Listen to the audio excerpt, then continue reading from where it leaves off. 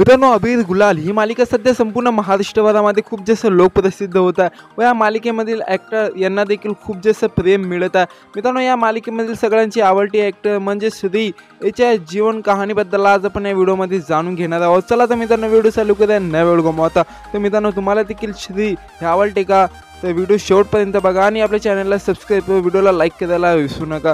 तर मित्रांनो, श्री हिचे खरे नाव पायल जाधव असे आहे व पायल जाधव हिला सगळे सोना व श्री या नावानेच ओळखल्या जातो। मित्रांनो, पायल हिचा जन्म पुणे महाराष्ट्रामध्ये झाला व तिचे वय 24 वर्ष असे आहे। मित्रांनो, पायल जाधव तिने आपले शिक्षण स्वामी विवेकानंद हायस्कूल पुणे महाराष्ट्रामधून तिने आपले शिक्षण कंप्लीट केलेलं व तसे मित्रांनो, पायल एक professional actor, model, social media star व एक डान्सर देखील असे आहे। चला तर मित्रांनो, पाहूया पायल हिच्या करिअरबद्दल। मित्रांनो, पायल तिने आपल्या करिअरची सुरुवात अनेक छोट्या मोठ्या मालिकापासून सुरुवात केली, परंतु मित्रांनो, तिला खरे जास्त ओळख बापलेक या मराठी मूवीजपासून मिळाली व मित्रांनो, त्या मूवीमध्ये तिची ॲक्टिंग व लुक हे लोकांना खूप जास्त आवडायला लागले व त्यानंतर ते संपूर्ण महाराष्ट्रभरामध्ये प्रसिद्ध झाली व काही वर्षानंतर तिने सध्या अबीर गुलाल या मालिकेमध्ये काम मिळाले व तिथून देखील ते सध्या संपूर्ण महाराष्ट्रभरामध्ये लोकप्रसिद्ध होत आहे व आपल्या ॲक्टिंगमुळे आपले नाव तयार करत आहे। चला तर मित्रांनो, पाहूया पायलीच्या पर्सनल लाईफबद्दल। मित्रांनो, पायलीची हाईट 5 फूट 3 इंच असे आहे, वजन 69 kg असे आहे व तसे मित्रांनो, पायलीच्या इंस्टाग्रामवरती 8000 पेक्षा जास्त